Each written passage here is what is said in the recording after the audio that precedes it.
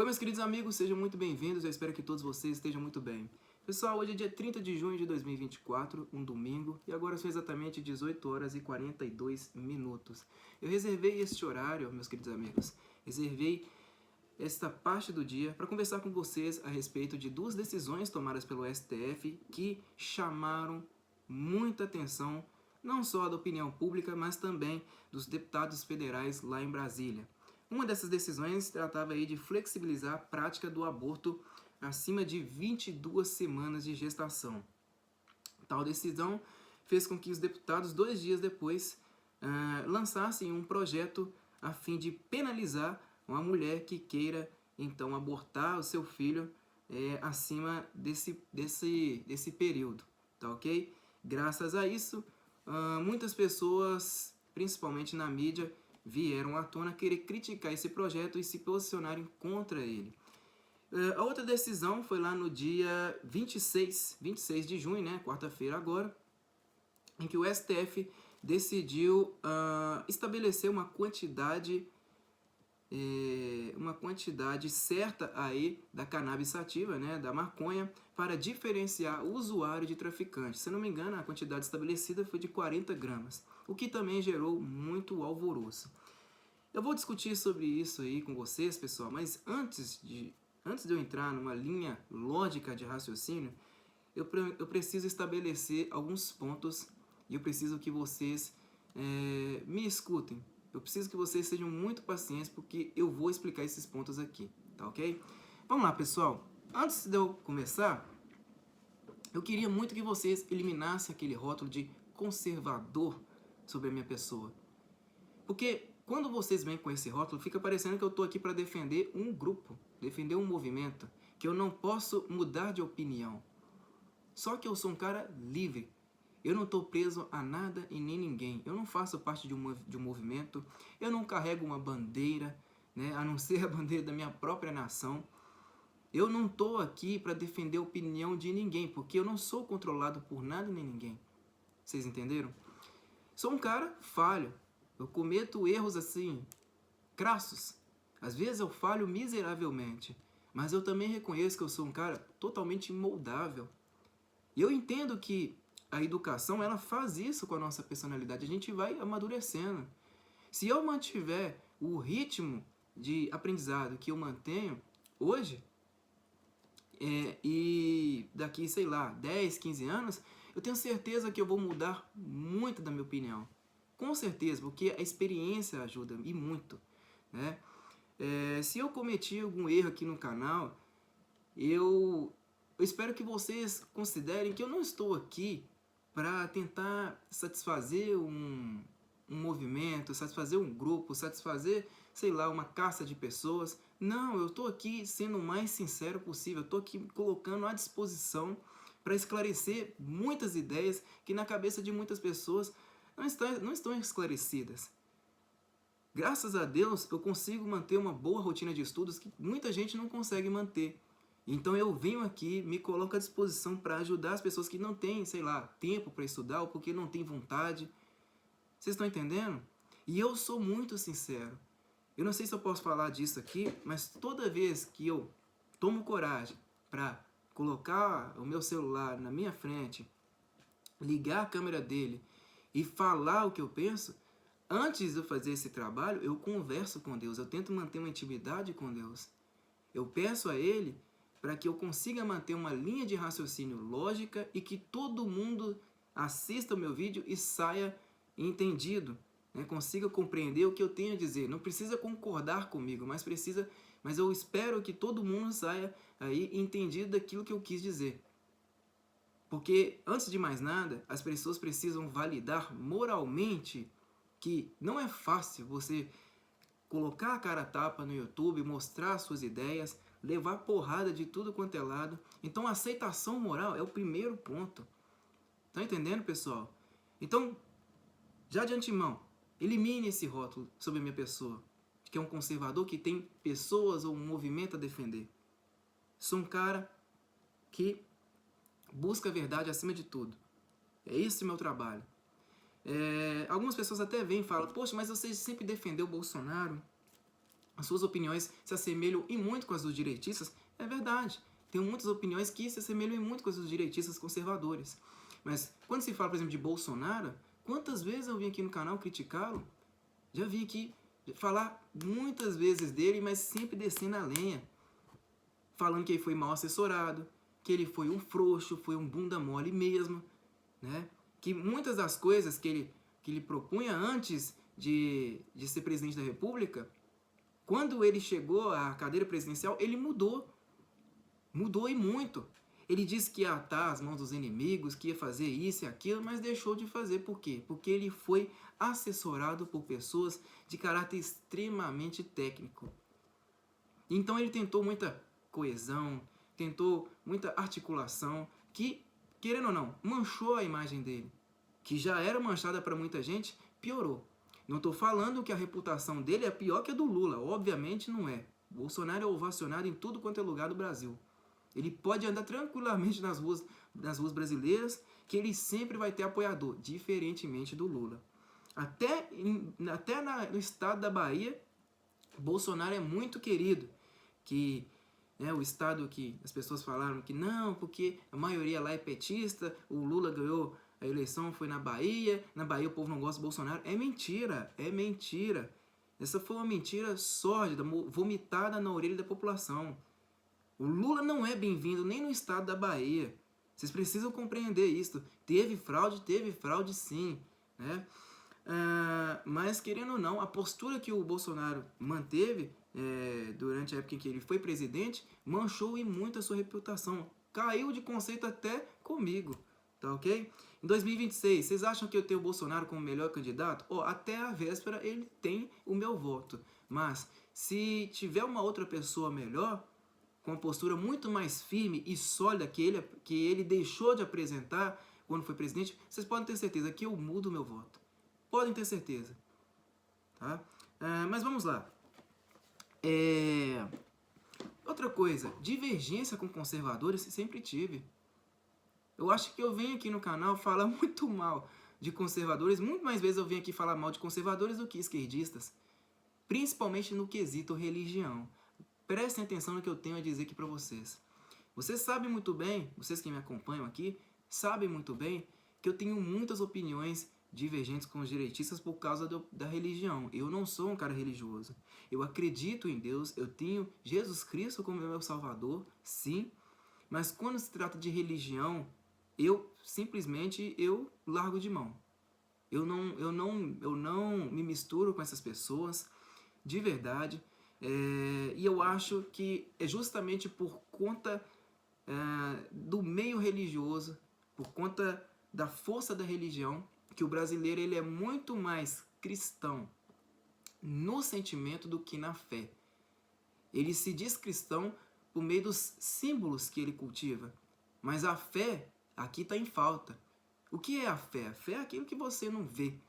Então, você fala, por exemplo, de elementos básicos como o amor ao próximo, isso está em falta na população brasileira. Está em falta mesmo.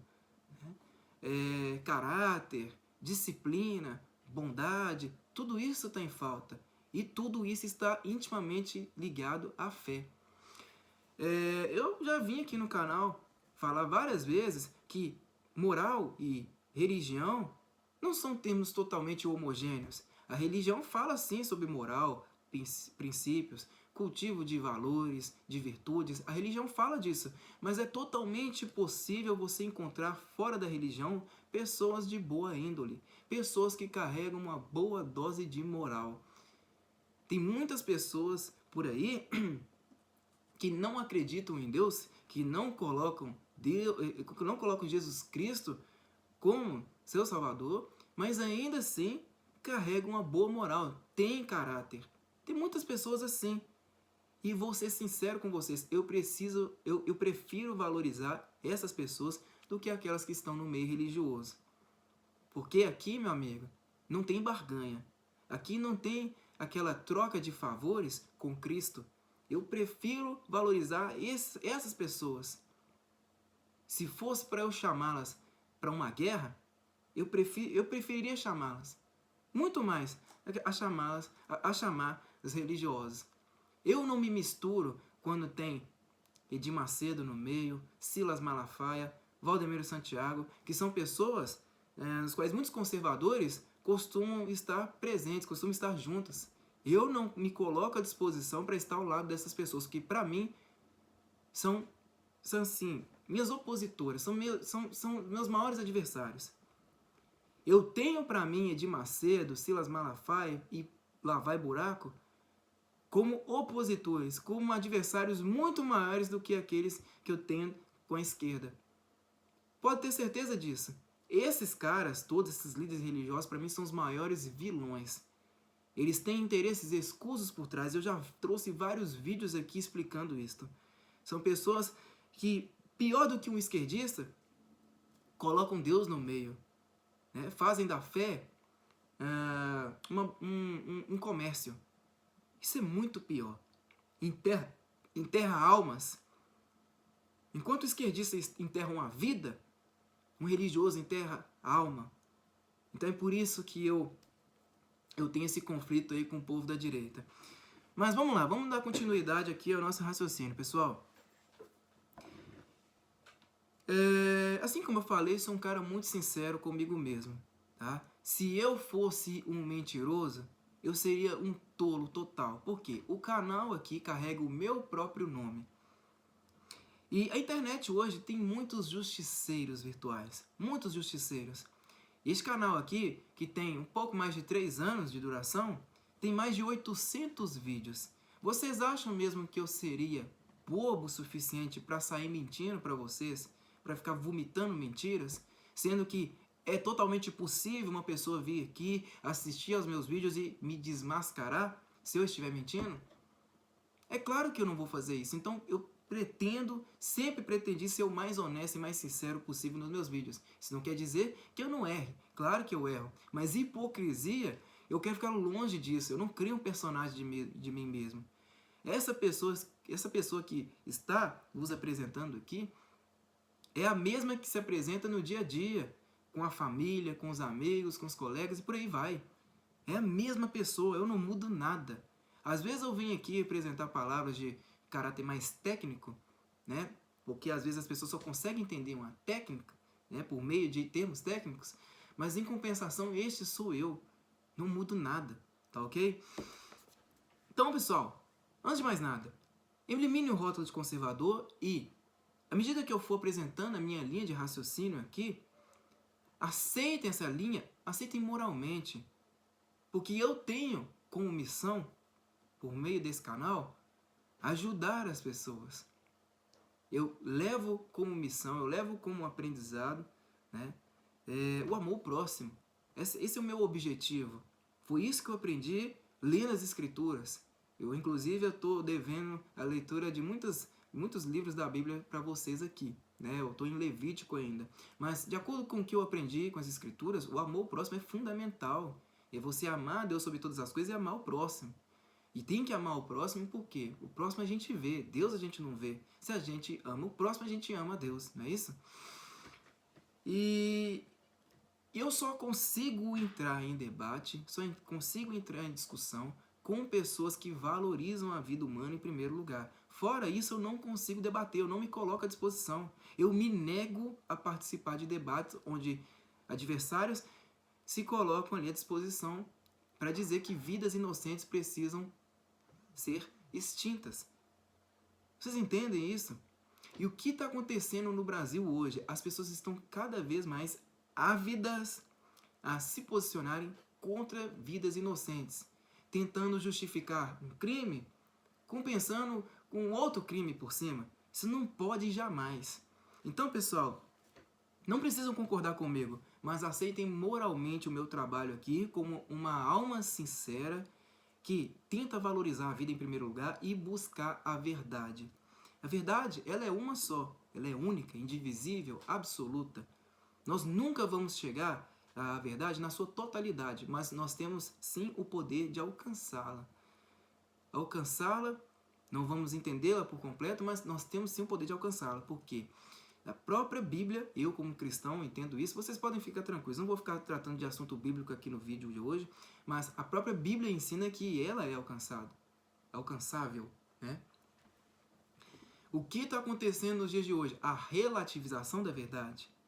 As pessoas têm o costume de dizer, afinal, o que é a verdade? Se nós não conhecemos a verdade absoluta, então tudo tem lá a sua mentira. Então nós não temos o poder de conhecer a verdade. Falso. Nós temos o poder de conhecê-la sim, não na sua totalidade, mas nós temos o poder de conhecê-la e de vivê-la, né? Eu tenho para mim a verdade em Cristo. E eu tenho certeza que grande parte da população brasileira também carrega esta como é que eu posso dizer? Este lema, vamos chamar assim, né? Grande parte da população brasileira carrega isto, porque a civilização ocidental ela é suspensa por 3 pilares. São 3 pilares que regem a vida aqui na civilização ocidental, que são a moral judaico-cristã, a filosofia grega e o direito romano. Então, grande parte das pessoas aqui se denominam cristãs, né? A nossa legislação, ela diz que o Estado é laico. Sim, ele é laico. Mas ele não pode ser ateu, porque antes mesmo da legislação existir, precisa compreender que existem convenções sociais. E essas convenções não podem ser eliminadas. Tem que estar em pleno acordo com aquilo que a sociedade definiu como convenção. E qual que é a convenção aqui? Quando se trata de fé, a maior parte aqui é cristã. E esses valores que nós cultivamos aqui, tanto aqui no Brasil quanto em outros países do Ocidente, eles jamais podem ser eliminados. A Constituição, ela é um bem do povo. Acontece que até a própria Constituição eles fizeram o desserviço, né, de fazer com que o próprio povo desconheça. O povo brasileiro não conhece a própria Constituição, ou seja, todos esses artifícios que eles elaboram é justamente para manter o povo na ignorância e deixar o Estado fazer tudo o que ele bem pensa. Hoje o que está acontecendo, pessoal, é além da relativização da verdade, né? Por meio dessa relativização, tudo também está sendo relativo. A moral, conduta, os princípios, as virtudes, tudo, até mesmo questão do gênero, né? Eu vou dar um exemplo claro aqui para vocês. Se até então, não um exemplo básico, se até então, por exemplo, a gente definiu banheiros para pessoas do sexo masculino e sexo feminino, se até então deu muito certo, o que eles querem fazer? Eles querem colocar banheiros unissex. Isso inclusive em escolas. É claro que isso trata de uma relativização. Mas ao mesmo tempo eles querem manipular a sociedade para um fim, mas um fim que é escuso, um objetivo que é deles, e não a favor da sociedade. Essa ideia de banheiro unissex, eles vêm com argumentos, com narrativas que parecem até bonitas. Parece até tentar nos convencer. Convence aquelas pessoas que são puramente ignorantes. Tá entendendo? Mas imagine só se eles instalassem esses banheiros. O perigo que seria. Isso também é uma relativização, né? Por que relativização? Porque até a véspera, a diferenciação de banheiros sempre funcionou. Sempre funcionou, nunca foi problema para ninguém. Agora eles querem fazer isso e vêm com narrativas, por quê? Para tentar driblar e manipular o comportamento das pessoas. Acontece que aquele que não relativiza a verdade, ele bota um pé no freio. E geralmente no Brasil, quem é que faz esse trabalho? Os políticos, geralmente da linha conservadora. Eu faço esse trabalho, não como um político, mas apenas como uma pessoa que agora é pública, né, que liga a câmera do seu celular para soltar as suas opiniões, apenas como uma pessoa que vem, não para criticar também, tá ok, pessoal? Mas para chamar a atenção para alguns detalhes que estão acontecendo em peso na sociedade, e que eles querem aplicar em peso. Com a relativização da verdade vem a relativização então da moral, vem a relativização dos sexos, não é isso? Vem a relativização da filosofia, da técnica, de tudo. Hoje, por exemplo, graças à relativização da moral, você tem o culto ao banditismo. Ora, até então, Durante toda a história da civilização ocidental, todas as sociedades sempre viram o banditismo com maus olhos. Por que agora nós temos que enxergar o banditismo como uma contracultura, né? Como uma coisa de um anti-heroísmo muito forte e válido para a sociedade? Ah, porque o bandido, na verdade ele é bandido não porque ele é mau, ele é bandido porque ele vive dentro de um contexto muito forte de desigualdade social. Ele é pobre, ele é favelado, ele teve menos oportunidades, ele teve menos recursos. Olha, será que a gente tem que começar a cultuar esse movimento vamos dizer, de contracultura, justamente porque existem todas essas questões, desigualdade social, falta de oportunidade, etc, etc. Será que agora a gente tem que olhar essas pessoas como vítimas? Ora, toda a história ocidental, assim como eu falei, todas as pessoas, em todas as sociedades, tinham ali o banditismo como algo desagradável. Por que agora a gente tem que olhar com bons olhos? Sou um conservador porque eu entendo que há certas coisas que jamais podem ser eliminadas. Se funcionaram até então, por que a gente tem que eliminá-las? Trocá-las por uma outra coisa, né? Há instrumentos que são utilizados na sociedade que são milenares e sempre deram certo. Não só aqui no Brasil, mas em outros países do mundo. E para que se chegasse à utilização desse instrumento, foi necessário muito estudo, muito esforço. Imagine só a gente fazer uma revolução. Ah, não, vou quebrar isso daqui, eu vou destruir, eliminar isso daqui para colocar outra coisa em cima. Nós vamos precisar de um outro prazo, também longo, para testar esse elemento, para ver se ele vai dar certo. Porque tudo até então, que a gente tem como moral, princípios, virtudes, etc, etc, tudo isso foi muito pensado por filósofos, estudiosos, cientistas e por aí vai, né? Então esses 3 pilares que regem a sociedade, eles têm que ser muito bem respeitados. Isso não sou eu que estou dizendo. Vale pela maioria. É a maioria que define isto. Se não fossem os filósofos gregos, se não fosse o direito romano, se não fosse a moral judaico-cristã, nós não teríamos essa sociedade que nós temos hoje. Agora, tem seus defeitos? Sim. Não existe ninguém perfeito. Não existe sociedade perfeita, não existe ser humano perfeito. E se nós lutássemos por isso, nós estaríamos atrás de uma utopia. Nós não queremos uma sociedade utópica. Quem quer uma sociedade utópica são os comunistas, são os anarquistas, né? São os libertários. Nós não queremos uma sociedade utópica, nós queremos uma sociedade equilibrada. E até então, equilíbrio existe. Vai existir erro, vai existir falha, vai existir crime, claro. Vão existir pessoas querendo destruir a sociedade, sempre vai existir. Em toda a história do mundo vão existir pessoas assim. Agora, precisamos encontrar harmonia, equilíbrio. É disso que eu quero tratar com vocês aqui, pessoal. Jamais podemos relativizar a verdade. Acontece que, infelizmente, na sociedade nós estamos caminhando para esse fim, né? Quando a gente fala da relativização da verdade, né, qual que é o exemplo claro disso? As pessoas estão deixando as suas obrigações de lado, porque a verdade é uma obrigação individual. Todo mundo deveria ter essa missão na própria vida, de entender as coisas da maneira que se apresentam, não da maneira que os outros apresentam pra gente.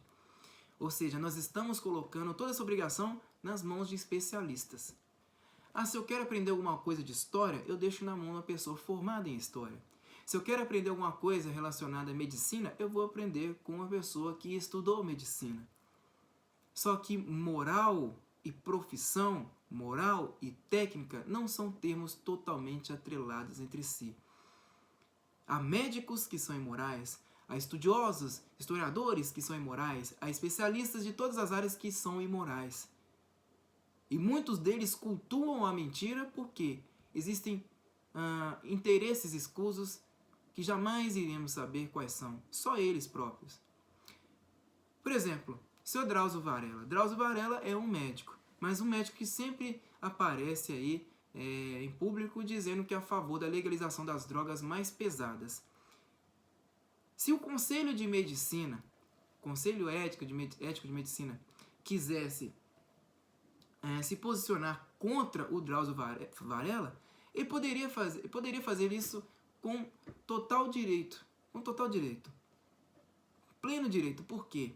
É um médico que está falando que legalizar as drogas mais pesadas é um caminho para a liberdade da sociedade.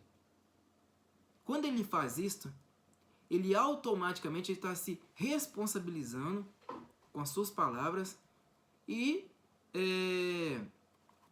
também se responsabilizando com a vida das pessoas que, querendo ou não, se elas passarem a entregar a própria vida às drogas, elas vão começar a ficar adoentadas.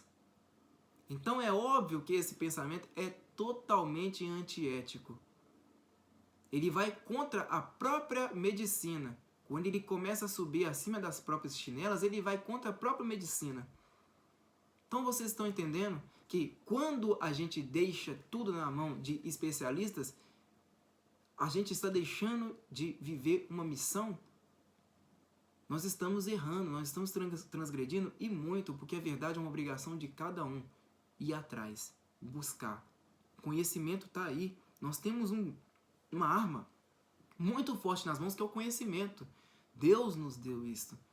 Por que a gente então vai deixá-lo de lado? Nós temos toda uma vida para obter conhecimento e se libertar. Não é assim que está escrito nas Escrituras? Que a verdade vai nos libertar? De fato. É a verdade que nos liberta. Pois muito bem, pessoal. Por que eu precisei estabelecer tudo isso, todos esses pontos com vocês antes de entrar na minha linha de raciocínio? Porque tem vezes que eu solto opinião aqui, que as pessoas falam, você está sendo muito esdrúxulo, você está defendendo um grupo, você está sendo muito simplório, né? Você está sendo muito miúdo nas suas colocações, mas não é, pessoal. Pense a respeito do aborto, né? Lá no dia 17 de junho, primeira decisão do STF que chamou atenção nessas últimas semanas. No dia 17 de junho, numa segunda-feira, o STF decidiu suspender uma proibição do Conselho Federal de Medicina a respeito da prática da cistolia fetal em fetos de mais de 22 semanas de gestação. O STF suspendeu uma proibição do Conselho Federal de Medicina, ou seja, passou por cima de técnicos. Vocês acham justo? Se eu falar isso para vocês, eu vou estar errando?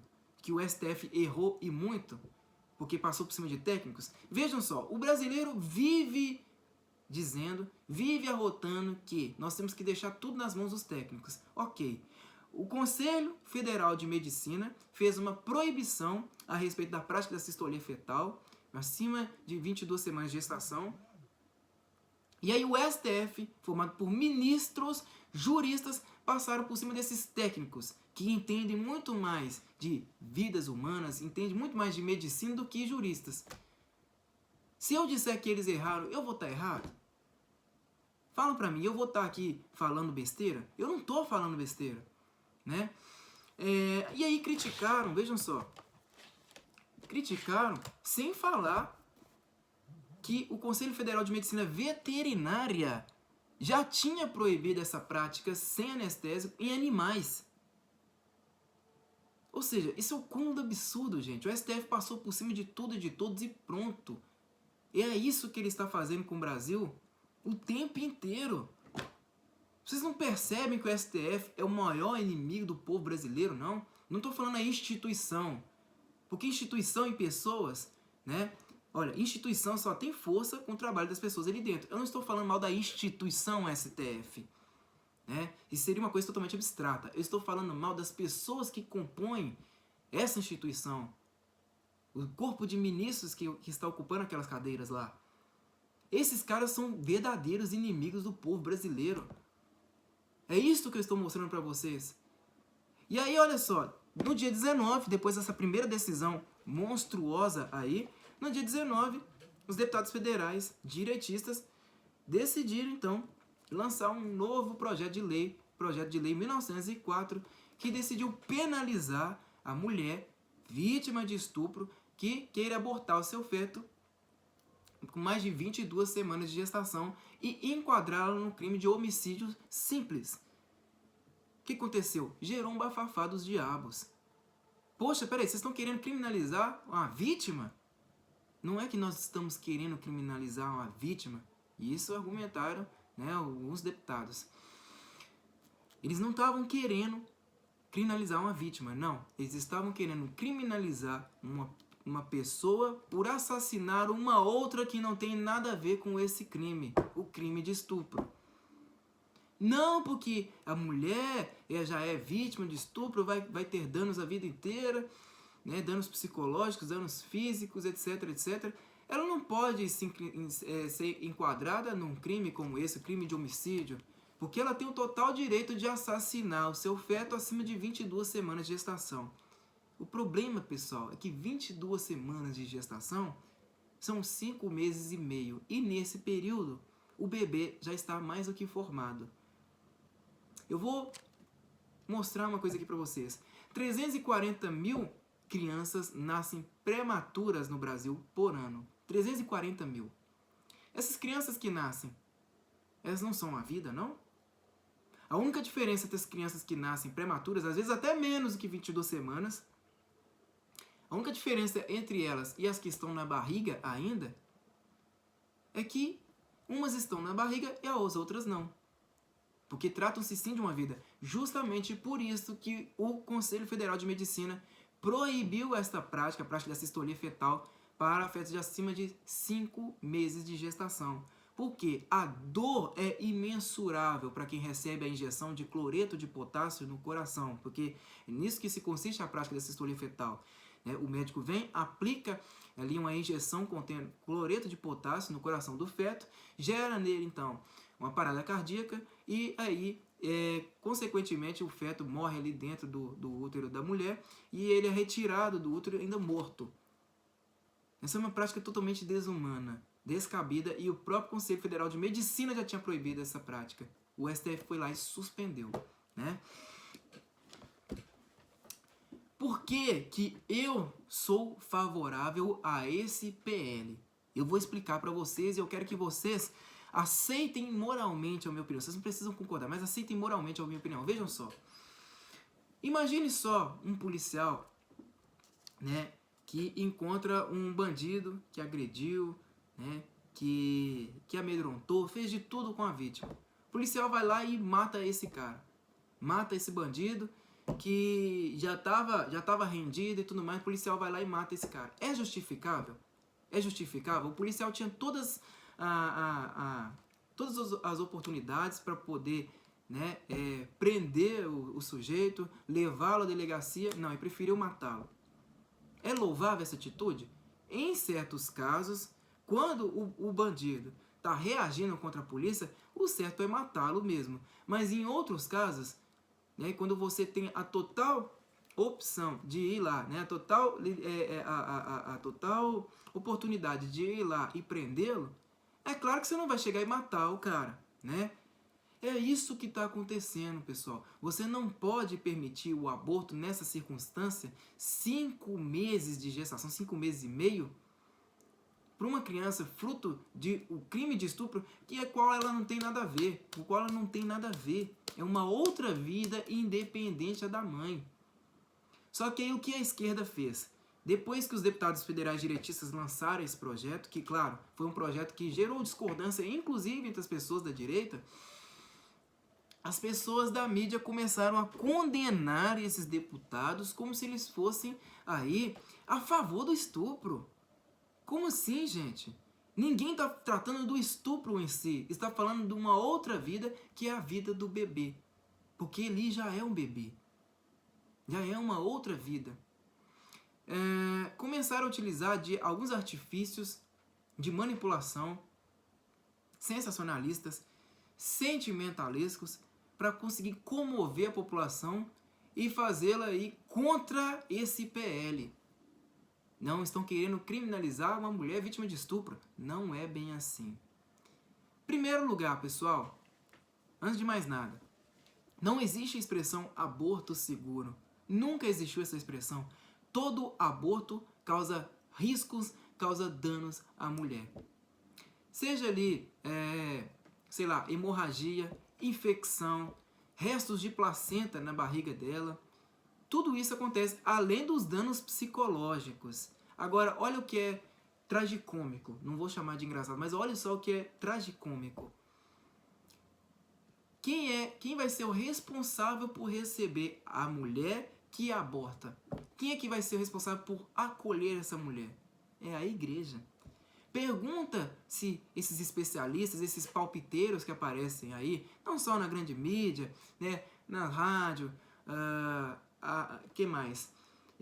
Publicando artigos em revistas, em jornais. Pergunta se esses especialistas falam disso. Não, eles só condenam a prática cristã. Mas se não fosse a prática cristã, todas essas mulheres que cometem aborto e são induzidas a praticar o aborto, elas estariam assim perdidas, totalmente perdidas. Muitas já teriam cometido suicídio há muito tempo. É a igreja quem vai acolher essa mulher. Então vem o movimento feminista, né? Vem essas pessoas que aparecem por aí, né, discursando o mesmo discurso das feministas, mesmo se dizendo antifeministas, né, que é assim que a esquerda age, né, as pessoas são de esquerda sem saber, fazem esses discursos todos bonitos, cheios de chavões maravilhosos, mas nem se importam com a vida da mulher depois. Quem se importa é a sociedade, é a igreja. Vejam só que, né, o paradoxo, é um paradoxo mesmo, né? Tudo aqui no Brasil realmente parece que funciona assim, de cabeça para baixo, né? É tudo ao inverso, é tudo contraditório, é o contraditório que funciona, né? Então vejam só, não existe o tal do aborto seguro, mas existe o parto seguro. Por que, pessoal, nós temos que pleitear para uma mulher vítima de estupro para que ela aborte uma criança com acima de 22 semanas de gestação? Por que a gente tem que lutar por esse fim? A Constituição já define que a mulher tem o direito de abortar o seu bebê ou então de criá-lo, né, se ela for vítima de estupro dentro de um período específico. E tem outras questões ali nas quais ela também pode abortar, se causar risco à vida dela, né, ou se o bebê nascer com microcefalia. Nessas questões é permitido o aborto. Essa é uma coisa que a própria Constituição defende. E olha, os deputados federais, lá no dia 19 de junho, eles não estavam indo contra a Constituição, eles só foram contra o aborto em cima de 22 semanas de gestação. É isso que precisa ficar bem claro. Eles foram contra. E claro que se trata de um homicídio porque está assassinando a vida. Eu acho que a única coisa que poderia ser reformulada aí nesse projeto é o quê? A pena que a mulher vai carregar. Eu acho que a pena não tem que estar ali estabelecida apenas para a mulher, mas para o médico que se coloca à disposição para fazer esse aborto.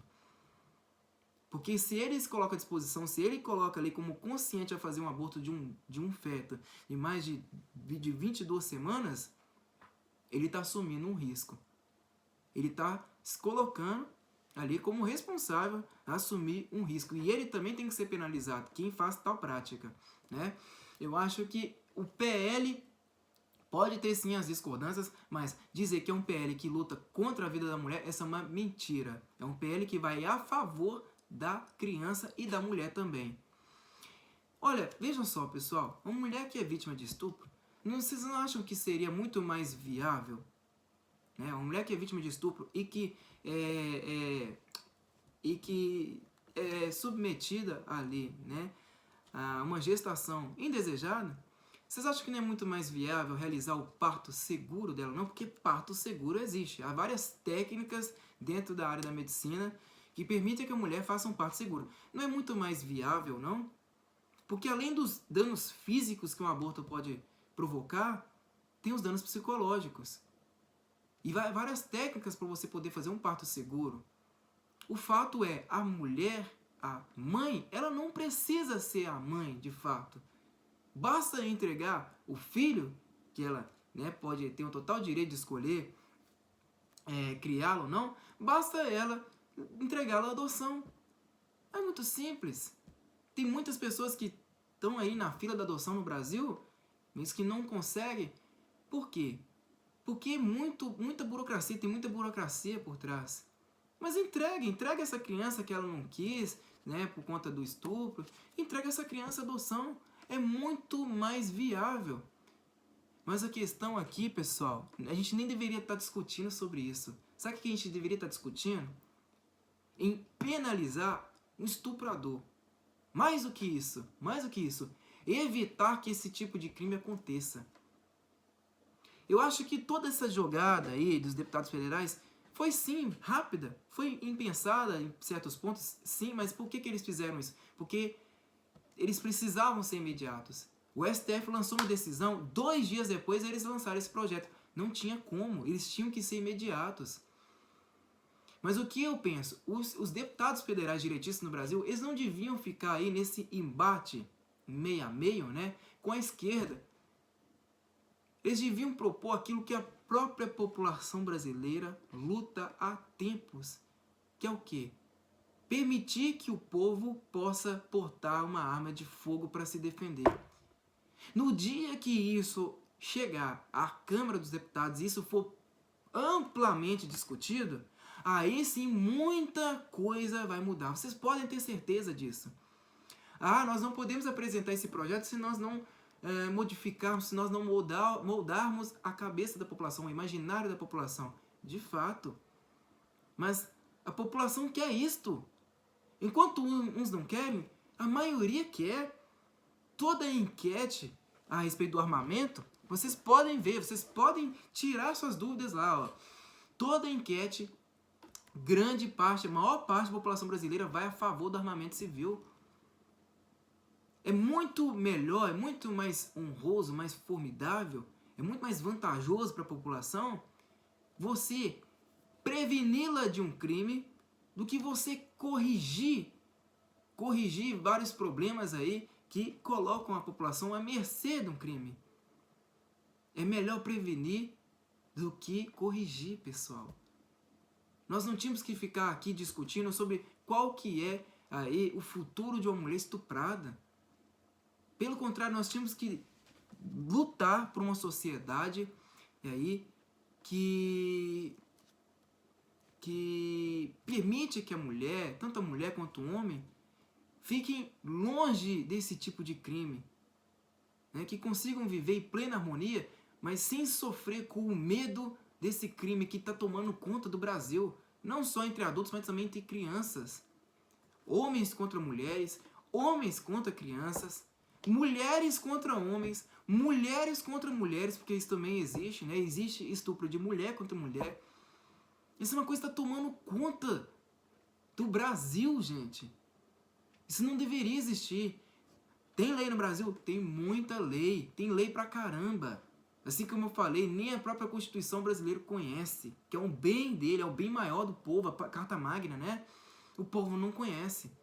Não é que tá faltando lei. Tá faltando a aplicabilidade dessas leis.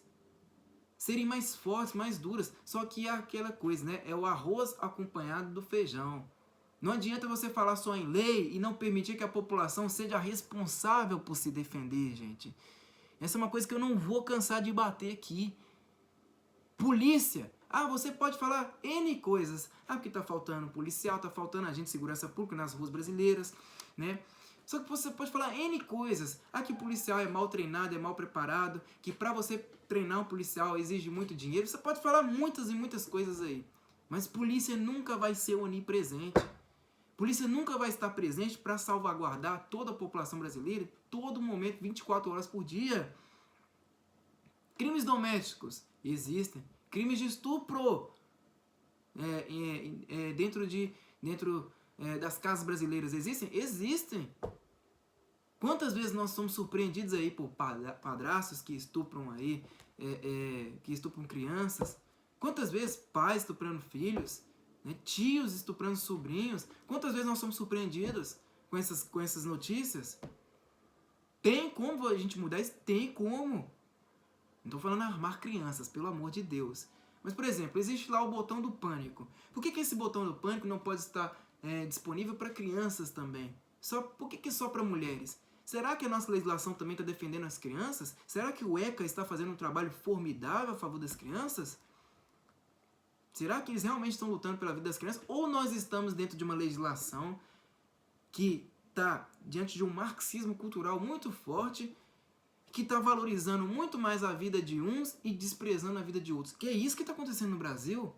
Fala-se muito sobre a política da mulher, em defesa da mulher, delegacia da mulher, botão do pânico para a mulher, vagões de metrô específicos para mulheres. Ora, mas e os homens? Por que nós não podemos defender toda uma sociedade? Quando a gente fala, por exemplo, sobre o aborto, homens também sofrem com isso. Por quê? Uma mulher não vai fazer filho sozinha. Tem que ter o papel do homem ali. O homem também sofre, tem danos psicológicos com isso.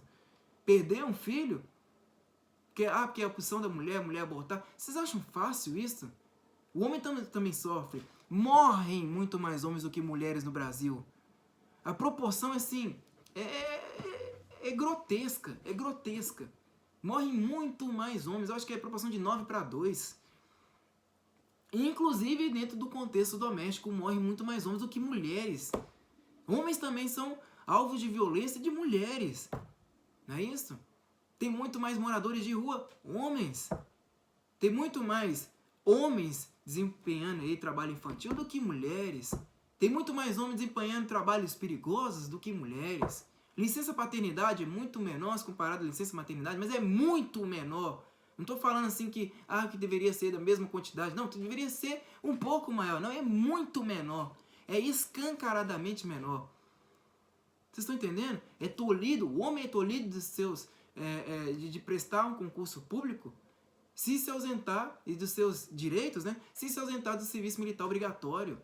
Eles até moldaram isso aí, né? Eles tentaram fazer uma transformação, mas tem coisas a melhorar ainda para garantir que a gente tem um equilíbrio, uma harmonia entre as pessoas. E essa harmonia não está presente na sociedade.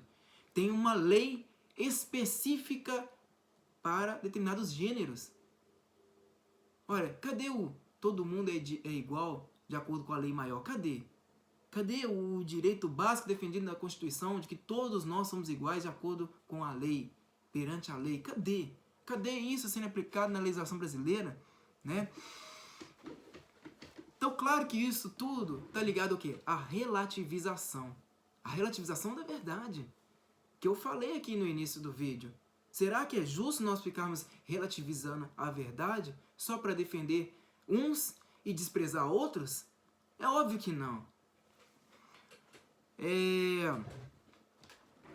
se nós analisarmos bem, que raio de cultura do estupro é esta? Cultura do estupro? Quer dizer, uma coisa existe em grande quantidade, é uma cultura? Não é porque é cultura, é justamente que você não tem penas fortes. Os estupradores que existem por aí, lembrando que o Brasil é um país de dimensão continental, tem mais de 203 milhões de pessoas nesse país, os estupradores estão por aí justamente porque eles se sentem livres. Eles se sentem assim, na liberdade de poderem fazer o que quiserem. A pena para esses caras não está de acordo, pessoal. Não está de acordo. Né? Essas mesmas pessoas que se colocaram aí à disposição para falarem não, esse PL tem que ser extirpado e tem que ser eliminado, essas mesmas pessoas são contra decisões também dos deputados federais de lançarem projetos contra estupradores como a castração química. As mesmas pessoas. Pergunte aí ao seu deputado de esquerda se ele é favorável à castração de estupradores. Se ele é favorável à castração química de estupradores. Eu duvido. Eu tenho certeza absoluta que 95% deles vão ser contrários a essa decisão desses deputados federais direitistas. Porque eles querem lançar projetos assim. Castração química de estupradores. Não, Lucas, mas é uma doença, né? O cara que é estuprador, o cara que é um pedófilo, ele é um doente. Você não pode tratá-lo como criminoso. Que tem gente que fala isso. Será mesmo que é uma doença? Não é merda nenhuma, pessoal.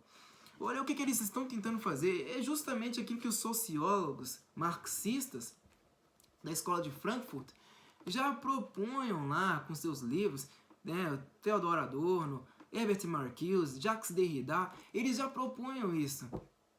Eles já falavam de fazer com que a sociedade fosse dominada por loucos, um lumpenproletariado, né? As pessoas às margens da sociedade. É isso que está acontecendo. Eles estão dando todo o aval para que essas pessoas sejam o agente principal da revolução. A revolução no Brasil está acontecendo, não só no Brasil, mas em todo o Ocidente, está acontecendo graças a esse aval que estão dando aos loucos, né? Mas quando eu falo loucos, no meio disso tudo tem os criminosos, estupradores, pedófilos, por aí vai. As pessoas às margens da sociedade, bandidos, todos eles estão aí e estão dando um aval para que esses caras façam o que bem pensam. Tudo hoje é colocado o quê? Como loucura. Por quê? Quando você trata um vagabundo como doente, você permite que ele não receba uma pena à altura de um criminoso. Ele é apenas um doente, coitado. Ele é uma vítima da sociedade. O que é isso, gente? O que é isso? E cultura do estupro, será mesmo que os homens eles têm essa tendência a serem estupradores? Potenciais estupradores? Todos os homens da sociedade, isso é uma cultura? É um machismo? Será que todo homem é machista? Eu já soltei exemplos claros aqui. Ouse só um homem querer agredir uma mulher no meio da rua. Agrida uma mulher no meio da rua para ver se a sociedade é mesmo machista. Se a sociedade vai falar, ah, o cara tem que bater na mulher mesmo. Faça isso, faça essa experiência social. Um homem pegar e, arrebentar a cara de uma mulher no meio da rua. Pra ver se vai aparecer, se não vai aparecer ali, em questão de segundos, outros homens para querer acabar com esse agressor. Se a sociedade fosse machista mesmo, todos os homens iriam permitir agressões contra a mulher, todo tipo de agressão. A sociedade não permite. Isso acontece? Pode acontecer em grande número? Sim. Esses dados não são totalmente mentirosos, que existe agressão à mulher, sim. Mas dizer que isso é uma cultura? Ora, é óbvio que não. No dia 20 de junho, na Rede Jovem Pan, no programa chamado Linha de Frente, o que a Jovem Pan fez? A respeito desse PL 1904, que eles chamaram de PL do aborto, né? A Jovem Pan colocou 5 mulheres para debaterem sobre essa questão. Por quê? Aquilo ali, gente, nada mais foi do que uma jogada ensaiada do diretor do programa. Já que estamos falando de aborto, vamos colocar apenas mulheres especialistas para debater sobre isso. Nenhum homem pode falar sobre essa questão. É? Aquilo ali foi um cuspe na cara da sociedade. Mostrando o seguinte, só mulher pode tratar de questões relacionadas ao aborto. O homem não. O homem não tem útero. Só quem tem útero pode falar sobre aborto. Olha só. Que engraçado, né? Como se homens também não fossem vítimas do aborto. Como se no meio dessa prática não morressem meninos, homens. Porque morrem tanto homens quanto mulheres. A esquerda é o cúmulo da contradição, né? A Jovem Pan já caiu de credibilidade há muito tempo. Muito tempo. Porque eles tentam passar aquela ideia, né? Aquela imagem de que eles são a favor da democracia. Vamos colocar aqui pessoas que cultivam a pluralidade de ideias. Tanto esquerdistas quanto direitistas. Só que em determinados pontos, em determinados programas, só colocam pessoas de esquerda. E aí pronto. Vocês acham que isso vai dar audiência? Não vai não, seus palhaços. Vocês vão cair, vocês vão perder a credibilidade que vocês tinham. Já estão perdendo, né? Já estão perdendo. E merecidamente. Porque colocar pessoas ali escancaradamente de esquerda, isso só vai fazer com que vocês percam audiência. Isso é fato, isso é óbvio. O que eu acho que a Jovem Pan deveria fazer? Já que eles querem ter uma audiência muito grande, o que eles precisam compreender? A mídia inteira está dominada por pessoas de esquerda. Inteirinha. O mínimo que eles deveriam fazer é só colocar pessoas de direita. Porque a mídia inteira já é de esquerda. Quando vocês colocam pessoas para debater ali, de direita e de esquerda, vocês estão enervando a população. A população não aguenta mais. Discurso de esquerda, todo mundo já está saturado. Não adianta colocar palhaços ali para debater, gente. Deveria ser um canal totalmente ocupado por pessoas de direita, por bancada direitista. Ponto final. Eles não fazem isso. Colocam pessoas de esquerda também, mas com argumentos tão baixos, tão esdrúxulos, tão miúdos, tão simplórios, que realmente faz a gente perder a vontade. Nesse programa aí, Linha de Frente, no dia 20/6, apresentado no dia 26, colocaram mulheres especialistas, juristas. Só que no meio dessa mulherada aí, tinha lá doutoras que faziam parte de partidos políticos. A doutora Mônica Rosenberg, por exemplo, que num determinado momento do programa, se não me engano, no minuto 25, ela disse que um feto de 5 meses não é uma vida. E aí eu fui pesquisar um pouco da história da Mônica Rosenberg, eu descobri que ela se lançou como candidata a deputada federal pelo Partido Novo. E perdeu, ela não conseguiu ser eleita, perdeu. Ela se lançou como candidata ao Partido Novo. O que é o Partido Novo? O Partido Novo, ele vem com essas propostas políticas, né? Anticorrupção, antipolarização, Lula e Bolsonaro, né? Mas de novo não tem nada. Tudo que eles apresentam fazem parte das pautas da velha política. O discurso, a narrativa da velha política. O Partido Novo nunca apresentou pautas fortes, consistentes contra o aborto. Eles simplesmente, lavam as mãos. O João Amoedo, ex-presidente do Partido Novo, no segundo turno das eleições presidenciais, ele se colocou à disposição para ir a favor da candidatura do Lula. Ele fez isto. Algumas pessoas do Novo até não gostaram, mas outras, simplesmente não falaram nada, né? Partido Novo, de novo, não tem nada.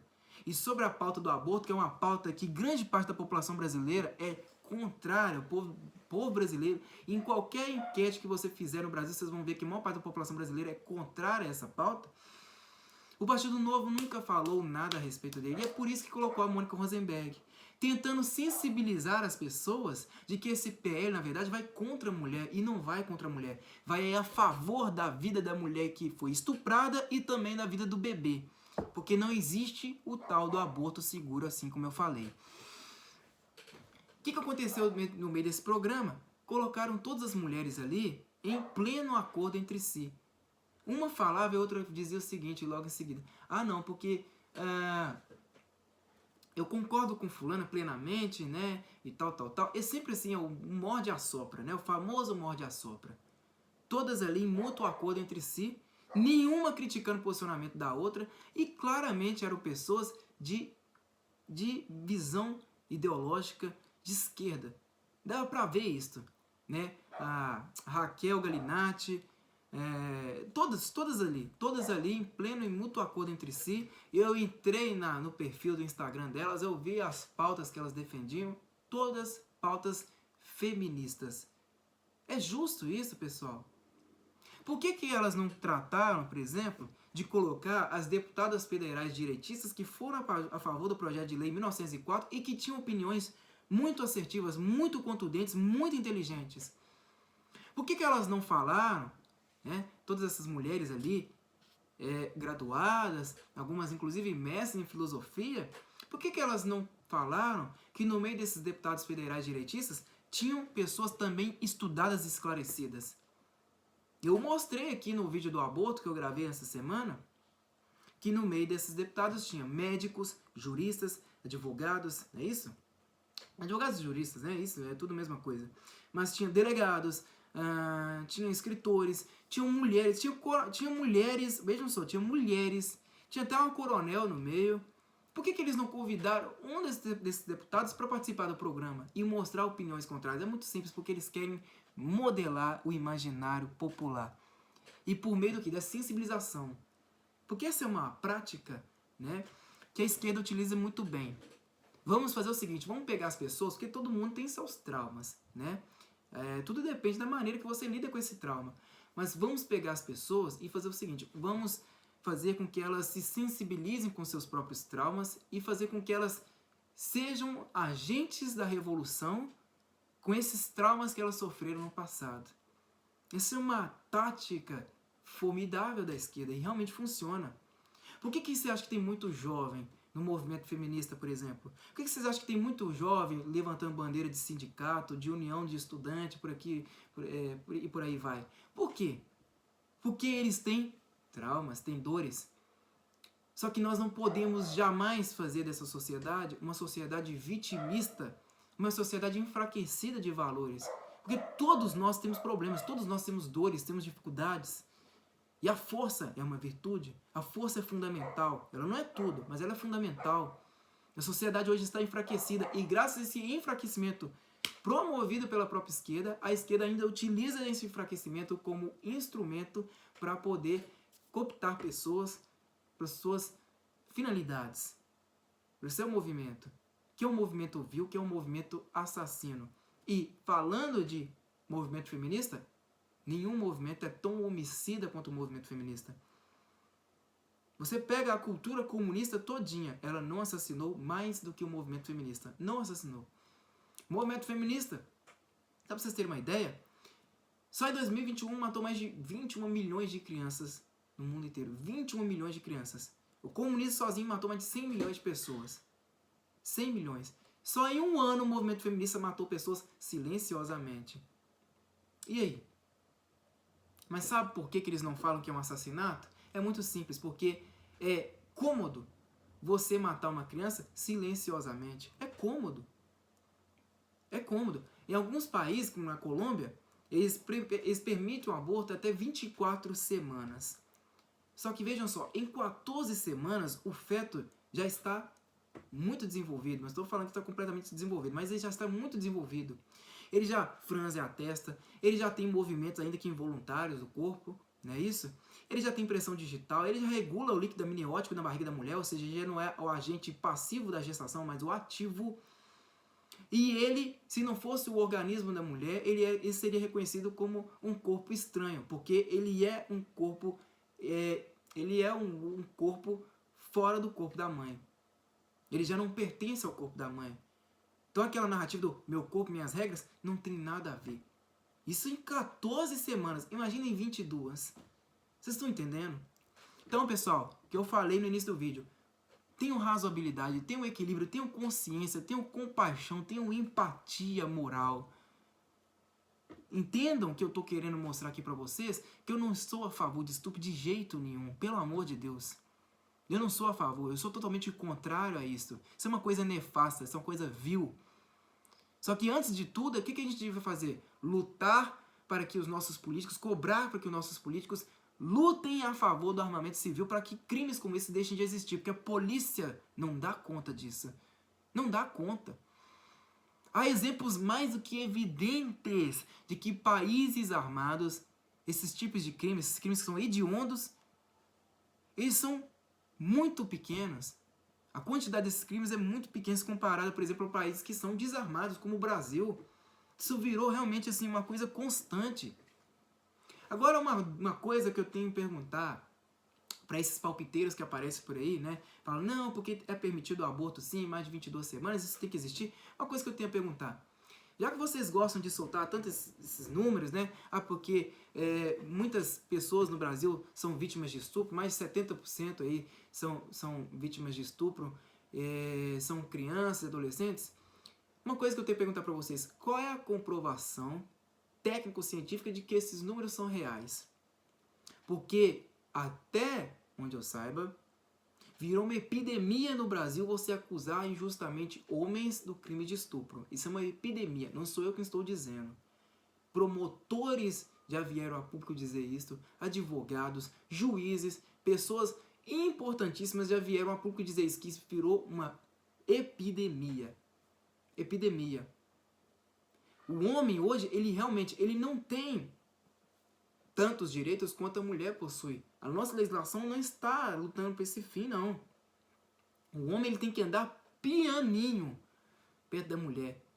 Tudo é assédio, tudo é estupro, tudo. Mas eles não contam o que acontece com o homem em si. Porque o homem, muitas vezes, ele é vítima de agressão dentro do contexto doméstico. Mas pergunta se tem algum órgão, alguma delegacia para ir lá acolhê-lo. Não tem.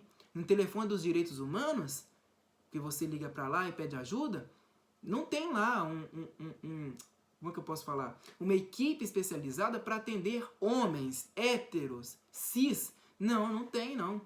É só mulher, é gay, pessoas em situação de rua, não é isso? E por aí vai.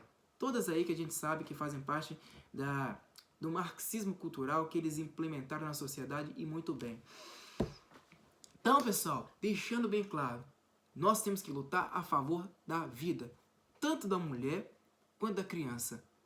Tá ok? Eu não estou aqui querendo sobrepor a Constituição em nada. A Constituição já define que em alguns casos, como estupro, é permitido, é válido sim, que a mulher escolha entre abortar o seu feto ou criá-lo, né? ou dar à luz a ele. Mas eu estou falando aqui depois de um certo prazo, quando o bebê já está desenvolvido.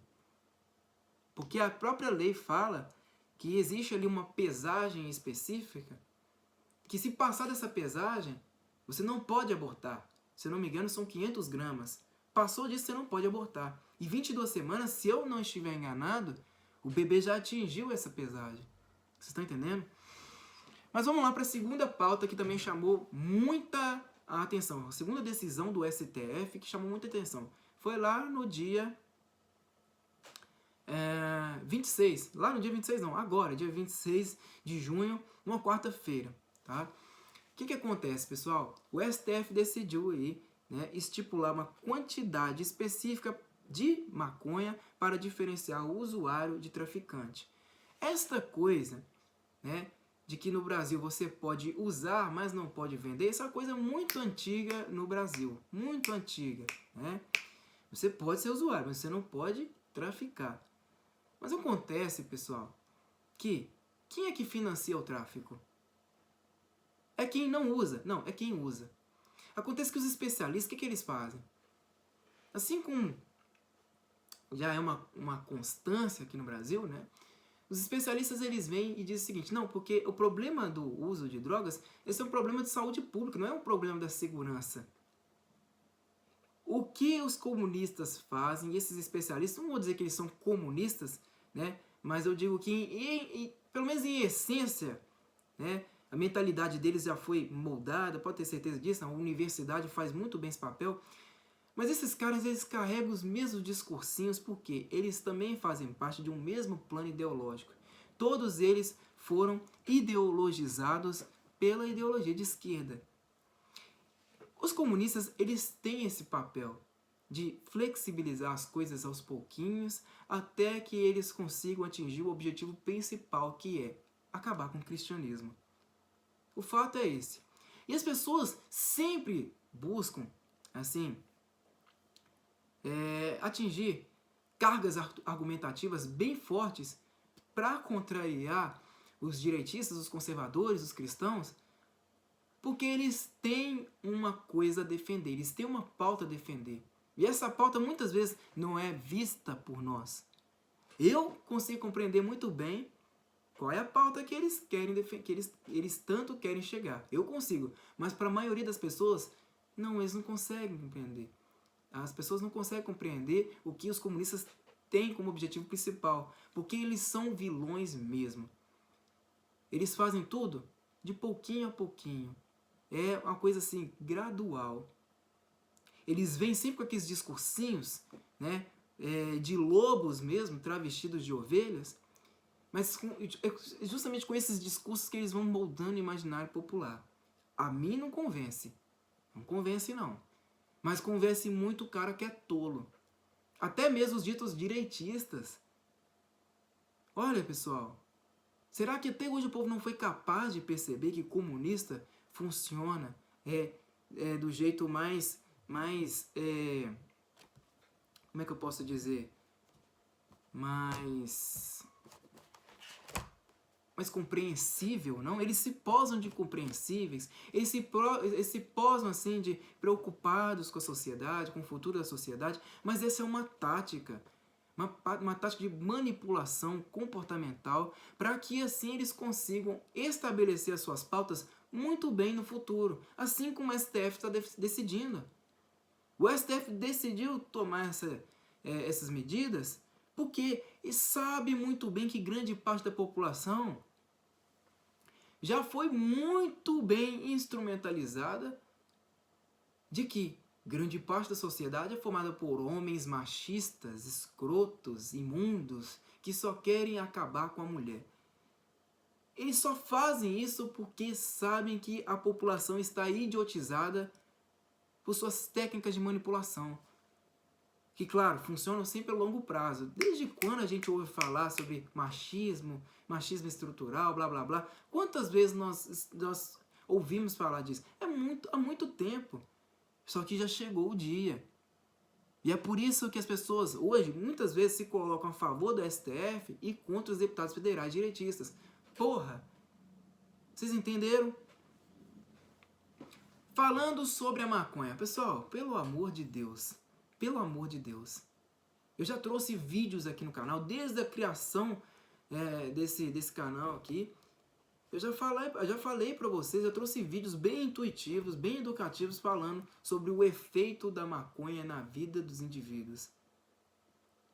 Eu fiz um vídeo completo lá no início do canal, eu fiz um vídeo completo. Trouxe um livro do Elias Murat, né, que foi um deputado pelo PSDB aqui de Minas Gerais, que era um médico e escreveu um livro só falando dos efeitos danosos do uso da maconha. Não foi ele quem escreveu o livro de acordo com a opinião dele. Não, ele reuniu estudos das principais instituições do mundo, dos principais cientistas do mundo, que fizeram testes em 30, 40, 60 pessoas e acompanharam esses testes durante 3, 4 meses ou mais. Tem ali, no meio do livro, imagens de exames laboratoriais, microscópicos e tudo mais. Ele colocou à disposição todos esses estudos nesse livro de mais de 200 páginas e eu fiz questão de lê-lo ao vivo para vocês. Está aqui, está disponível de graça para vocês acessarem. Por que vocês não vão lá? Eu já expliquei tanta coisa sobre o uso da maconha. Tem instituições aqui no Brasil, né, que mostram dados mostrando que a maconha é sim prejudicial à saúde humana. Por que a gente tem que lutar por esse fim? Ah, Lucas, mas espera aí. Mas e o tabaco? O tabaco também faz mal à saúde, a bebida alcoólica, e são drogas legalizadas. Pessoal, a questão não é essa. A questão é, eles querem mudar a liberdade das pessoas. Eles querem controlar. Se o tabaco e o álcool são convenções sociais antiguíssimas na civilização ocidental, o que eles querem fazer agora? Eles querem criminalizar a bebida e o cigarro e abrir as portas para que todas as drogas pesadas sejam liberadas. Então eles querem mudar a atual situação na sociedade. Será que isso é justo? Vejam só, as mesmas organizações que fazem campanhas antitabagistas são exatamente as mesmas que financiam aí essas campanhas pró-maconha, né? Pró-legalização das drogas, inclusive as mais pesadas. São exatamente as mesmas, pessoal. Eu não sou a favor da utilização do cigarro, nem da bebida alcoólica. Eu não sou a favor. Posso utilizar, eu tenho o direito de utilizar isso daí até aqui no YouTube, tranquilo.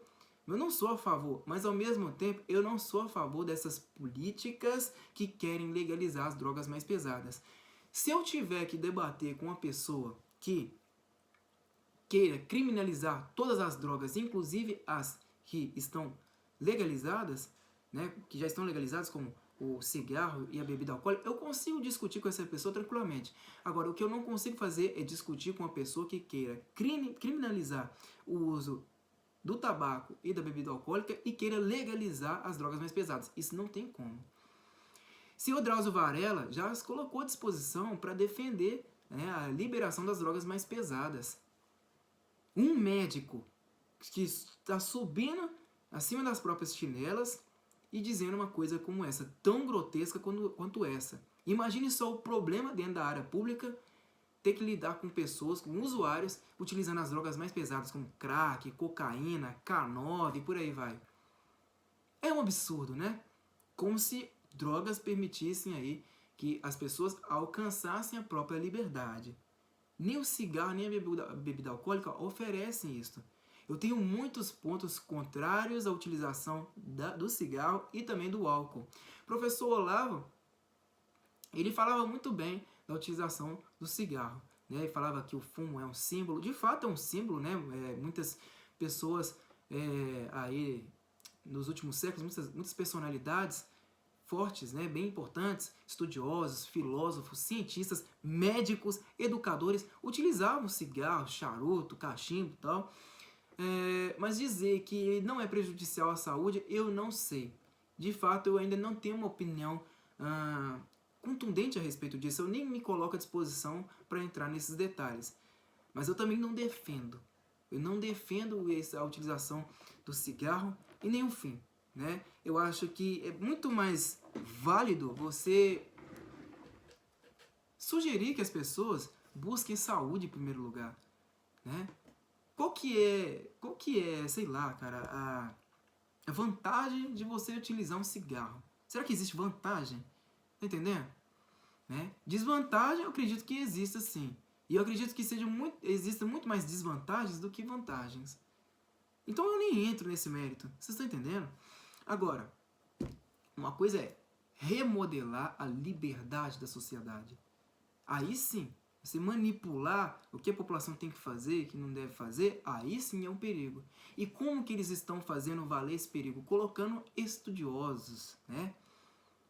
Mais ainda, médicos. Ou seja, estão fazendo com que a sociedade passe por um processo de medicalização total. Só que, assim como eu falei, estudo e moral não são termos totalmente atrelados entre si, porque dentro das profissões também tem pessoas imorais. Quem é que não se lembra do médico estuprador? Quantos médicos aí, assim como o senhor doutor Drauzio Varela, se colocam à disposição para ver a público defender a utilização das drogas, inclusive das mais pesadas,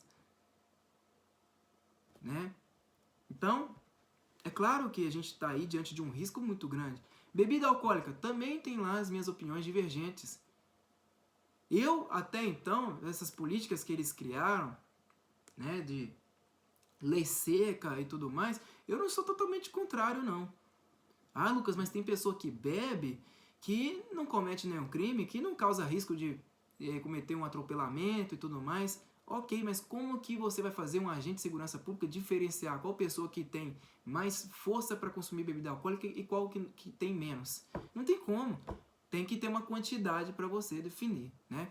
Ah, mas isso daí é porque o Estado quer sugar muito dinheiro das pessoas.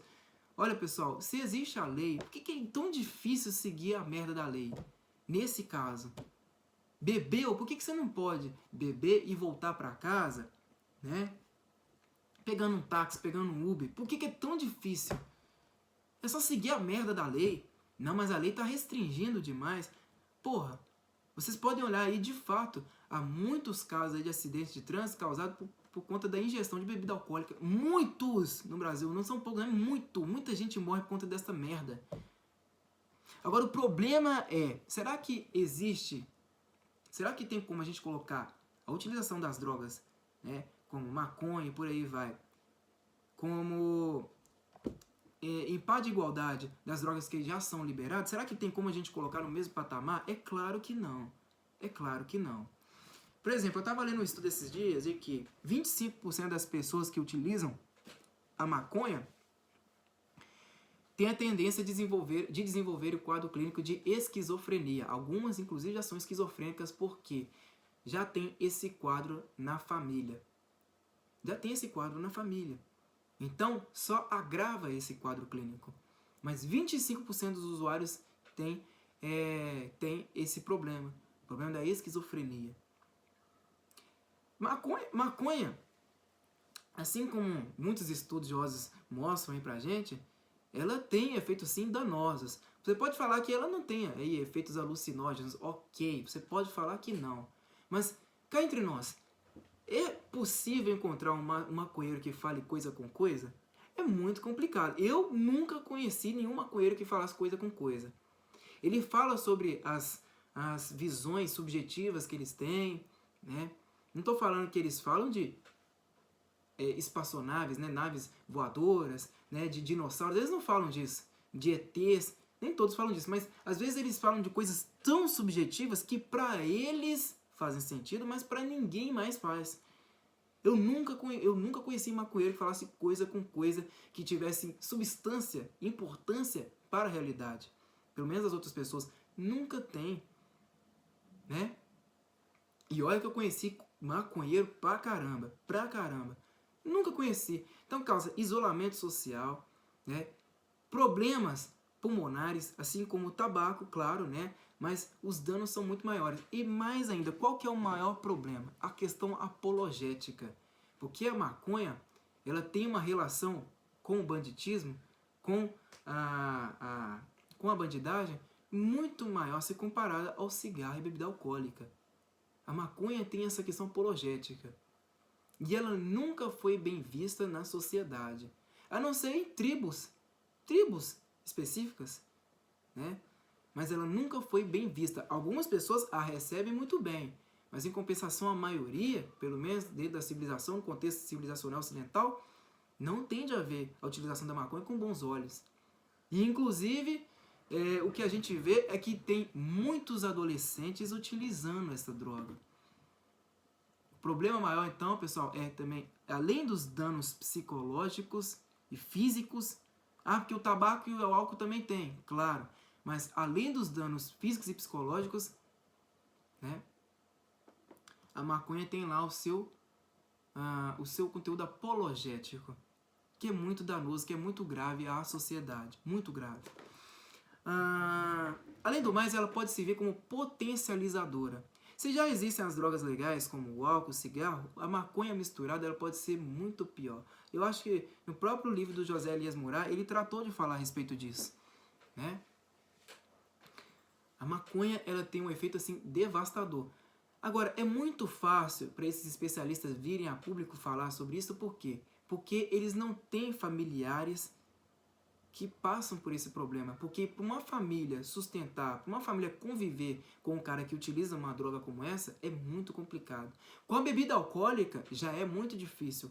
Eu mesmo, na minha vida, conheci muitas famílias que sofreram muito por terem ali familiares presos na bebida alcoólica ou então no vício do cigarro. Eu conheci muitas famílias assim. Olha, eu me lembro, eu tinha um amigo de rua, na minha rua, né, em que o pai dele tinha uma vida economicamente estável e era uma vida assim muito boa se comparar à vida das outras famílias ali na região. Ele trabalhava na Fiat, né? Eu não sei qual era a função dele lá na empresa, mas ele trabalhava na Fiat e ganhava muito bem, né? Eram 2 filhos homens e a esposa. Só que o que acontece? Esse cara bebia muito. E fazia de tudo para a mulher, né? A mulher sempre aceitou de bom coração, até porque ele que provinha as coisas dentro de casa. Teve uma vez que ele foi e comprou um carro. E ele não tinha carteira, ele não tirava a carteira de jeito nenhum. Simplesmente comprou um carro e deixou na mão da mulher que também não tinha carteira. Qual foi a consequência disso? A mulher foi e atropelou uma senhorinha que estava voltando da igreja, né, uma missa de manhã. Atropelou uma senhorinha porque foi fazer a conversão numa rua e aí perdeu o controle da direção. Nisso, acabou atropelando a senhorinha que estava na calçada. A senhora estava lá com quase 90 anos de idade. Isso aí chocou o bairro. Isso causou uma destruição tremenda dentro da família desse meu amigo, né? O pai se viciou ainda mais em bebida alcoólica, né? Batia a mãe deles o tempo inteiro, era agressão todo santo dia, até que a mulher foi e largou esse homem, né? A empresa em qual ele trabalhava mandou ele embora, né? Ele foi embora uma empresa grande, que é a Fiat, mandou ele embora. Ele continuou no vício.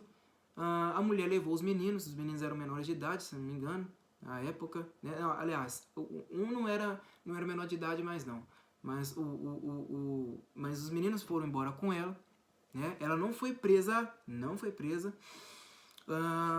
Teve uma desestruturação muito grande dentro da família deles.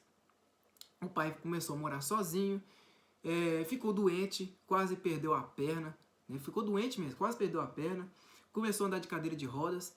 E aí, num dia assim, trágico, eu ouvi falar de uma notícia muito trágica mesmo, de que ele foi acender um cigarro ao lado de um vidro de álcool e acabou pegando fogo. E aí foi levado às pressas pro hospital, se não me engano foi o João 23, né, a referência aqui em Minas Gerais, para esse tipo de caso, né, queimaduras e tudo. foi levado às pressas por João 23, infelizmente ficou cego, comprometeu mais de 70% do seu pulmão, teve que amputar as 2 pernas e aí acabou falecendo logo após, né? Durante esse processo aí, morreu ainda no hospital. Os filhos já tinham deixado o pai já tinha largado o pai de mão há muito tempo, por conta do vício dele, por conta da agressão à mãe. E se eu não sei ao certo, mas eu acho que os filhos não chegaram aí ao hospital ver o pai naquela situação. Então, assim, claro, as drogas legais também causam muito prejuízo, causam desestruturação familiar, também são coisas muito sérias. Agora, o que eu penso, pessoal? Bebida alcoólica, cigarro, já são convenções sociais antigas na sociedade, muito antigas. Mas o que pode fazer é ensinar que as famílias sejam instituições muito mais fortes. Porque família é uma instituição e é a instituição mais forte que existe na sociedade. Um pai jamais pode deixar de olhar para um filho. Um irmão jamais pode deixar de olhar por um irmão. Uma mãe jamais pode deixar de olhar por um marido ou por um filho. Jamais, pessoal. Vocês estão entendendo? Todas essas pessoas têm uma função. A família funciona assim, em harmonia. No Brasil não acontece isso, infelizmente. É aquele negócio de, porque ele atingiu a independência, então ele deixa ele fazer o que bem entende. Eu não consigo entender isso de verdade. Porque ele já atingiu a sua maioridade, 18 anos, então deixa ele fazer o que bem pensa. Deixa fumar, deixa beber, isso aí não causa dano nenhum. Porra! É assim que se comporta a família brasileira hoje? A instituição mais importante que existe na sociedade é a família. Mas isso não é ensinado. É ensinado que existem as instituições democráticas de direito, STF, né, e por aí vai. Quando que essas instituições começaram a fazer alguma coisa pela população brasileira? Nunca fizeram, nunca fizeram. Pelo contrário, só destrói, só corrói, só corrompe. Só quer destruir, só quer esmagar a população, o papel da população, o papel da família brasileira. Enquanto a família brasileira, até o momento, cultua o cristianismo e tudo mais, o STF quer acabar com isso. Símbolos religiosos, não, deixa pra lá. Pode vilipendiar à vontade. E é isso que acontece nesses movimentos feministas, ou eu estou ficando louco? Quando tem lá um feminista enfiando o crucifixo dentro do próprio ânus, defecando sobre a imagem de Cristo e por aí vai, o STF fica calado. Isso é apenas uma manifestação cultural. Ninguém pode meter os bicos. Agora, quando se trata ali de pessoas ligadas à direita, que levantam cartazes, faixas, criticando esses movimentos esquerdistas, esses movimentos identitários de esquerda, seja feminista, negrista ou gaysista, quando a direita faz isso, aí ela é autoritária. Essa é uma coisa antidemocrática.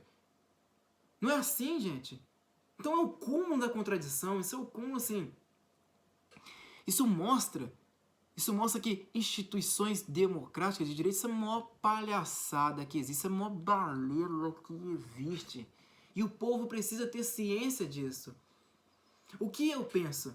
A família precisa conscientizar. Não é deixar na mão do governo, não é deixar na mão de ONG, não é deixar na mão de grupinhos. Não, é deixar na mão da família. A família precisa conscientizar e deixar de ter esse papel de lavar as mãos.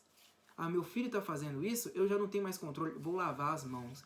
Eu me lembro que na Record, né, esses programas aí, policiais da Record, geralmente mostravam umas reportagens onde a mãe trancafiava o filho no banheiro ou no pé da cama, usava uma corrente para prender o filho.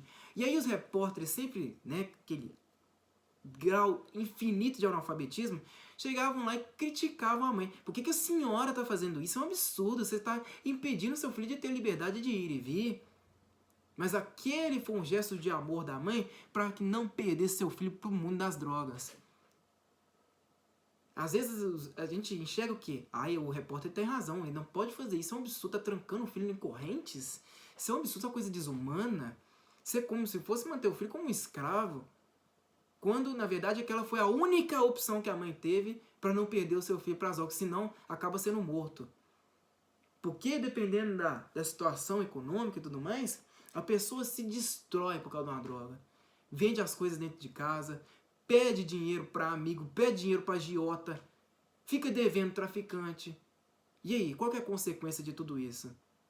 A gente tem que parar de pagar de inocente. Tem que parar com isso, gente. Nós temos que ter uma clareza de ideias. A gente tem que ser maldoso. Maldoso, porque esses caras que estão agindo sobre a gente são também maldosos, muito mais maldosos. Então a gente tem que ter maldade com as coisas. Tá um cúmulo absurdo.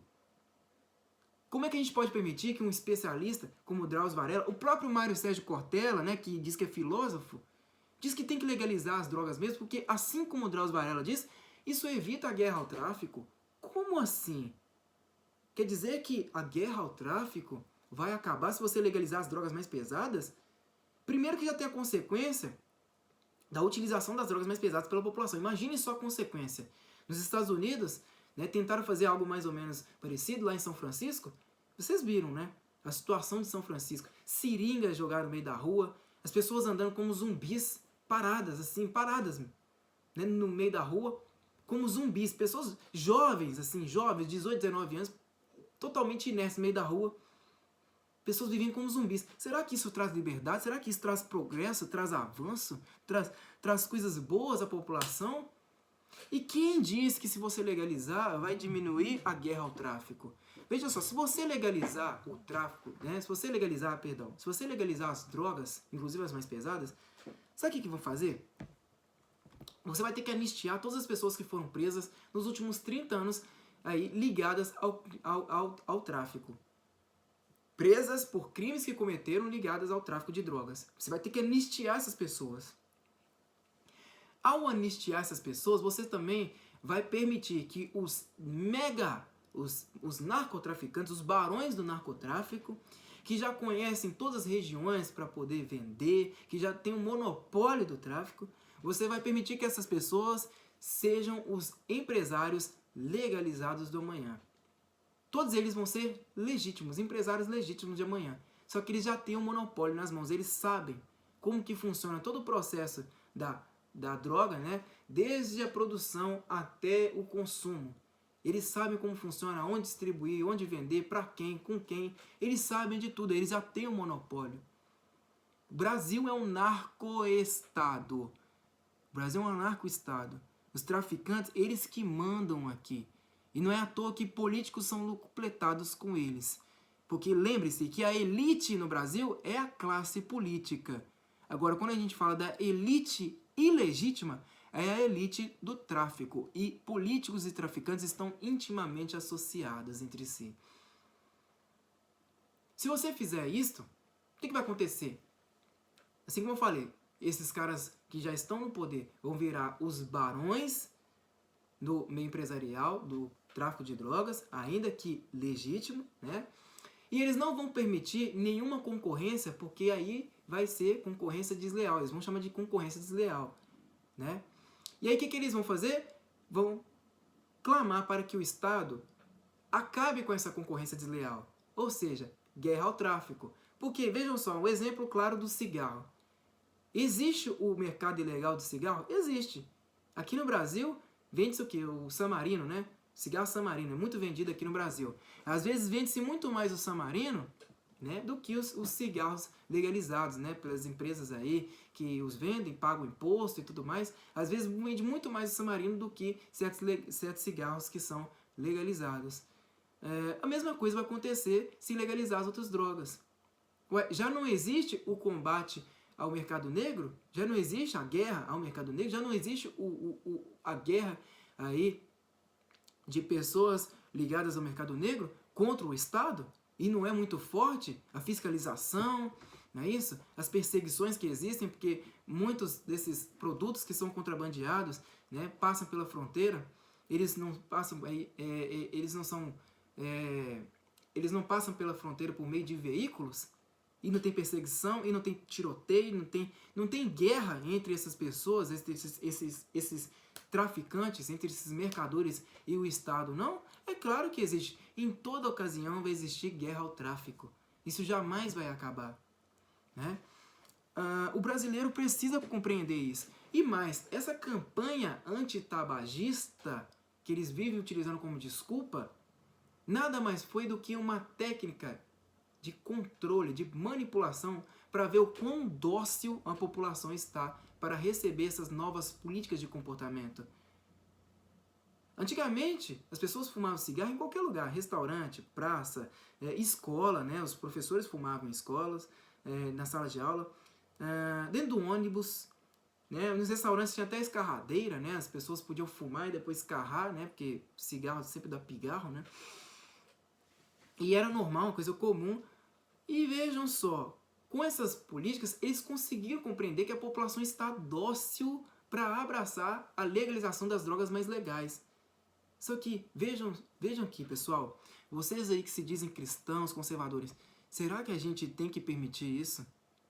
Ou será que a gente tem que servir como, um freio? A gente tem que frear isto. Droga, em qualquer circunstância, faz mal. Legalizada ou não legalizada, faz mal. E a gente tem que saber o efeito disso para a população. Por isso que a gente tem que ter consciência. Na hora de argumentar ou contra-argumentar, a gente tem que saber qual é o efeito danoso dessas drogas. Tanto da bebida alcoólica, quanto do cigarro, quanto da maconha, quanto do êxtase, quanto da cocaína. A gente tem que saber o efeito de tudo isso, porque os efeitos são devastadores. De todas essas drogas são devastadores. E mesmo você usando moderadamente ou não. Porque tudo leva o quê? A utilização a longo prazo, né? Você começa se forçando a gostar, mas depois que você acostuma e vira uma coisa de longo prazo, aí danou-se. É por isso que eu falo que a família tem que ser aí colocada em primeiro lugar. Fomentar o papel da família. A família é a instituição mais forte que existe. Então é isso, pessoal. Era isso que eu tinha a dizer para vocês. Nós precisamos ter consciência do que está acontecendo na sociedade atual, a relativização da verdade, e que por meio dessa relativização eles vão conseguir controlar e muito a vida dos indivíduos. A gente precisa ter ciência disso, porque se nós não formos o sal dessa terra, não é isso? A gente precisa ser o norte dessa terra. Se a gente não fizer esse trabalho, a gente vai deixar com que muitas vidas cessem por conta da nossa omissão. A gente que se coloca como cristão, pelo menos eu tento ser um cristão, eu tenho falhas, eu falho miseravelmente, muitas vezes na minha vida, mas pelo menos eu que me defino como cristão, eu tenho que fazer esse trabalho. Eu jamais posso permitir que essas políticas que eles querem aplicar sobre as pessoas, eu jamais posso permitir que essas políticas acabem com a vida das pessoas inocentes, porque tem muita gente inocente que é enganada por essas políticas. E a gente tem que servir como freio. Apresentar outras propostas, outras soluções, porque a esquerda está aí, está em maior número, né? Que a esquerda é uma coisa assim, que consegue cooptar as pessoas, e são justamente aquelas pessoas que se dizem anti-esquerda, que carregam opiniões de esquerda. E é isso que o Antônio Gramsci já falava, né? Ser de esquerda sem saber. Não precisa levantar uma bandeira comunista para falar que é de esquerda. Justamente aquelas pessoas que falam, eu não sou nem direitista nem esquerdista. São justamente essas pessoas que se dizem isentões, né? Esses caras que se dizem isentões, que são formidáveis para o movimento. E a gente tem que colocar um freio nesses caras. Acabar com o fingimento deles de vez. Muitos não são nem fingidos. Às vezes eles carregam essas suas opiniões como verdades incontestáveis. Mas a gente tem que desmentir tudo isso. A gente tem que pegar e falar, cara, você está errado nisso, nisso, nisso, e você não vai fazer isso. A gente tem que se ver como um freio. O cristão tem esse papel. E se as pessoas estiverem gostando da gente, é aí que a gente vai estar errado. Não tem que aplaudir. Não tem que gostar. Não tem que receber sorriso ou agrado de ninguém. Tem que odiar mesmo. Tem que odiar. O cristão, o verdadeiro cristão, ele não veio para ser bem recebido. Ele veio para ser cuspido. Ele veio para ser xingado, desmoralizado. Ele veio para isso mesmo, pessoal. Mas isso faz parte da guerra. E a gente não pode parar. É isso aí, meus amigos. Meu muito obrigado a todos vocês que me acompanharam até aqui nessa minha linha de raciocínio. Assim como eu falei, vocês não precisam concordar comigo. Mas aceitem moralmente esse meu posicionamento, essa minha linha de raciocínio, que demorou bastante, né? Mais de 1 hora e 39 minutos de vídeo. E muito obrigado a todos vocês novamente. E até a próxima. Falou!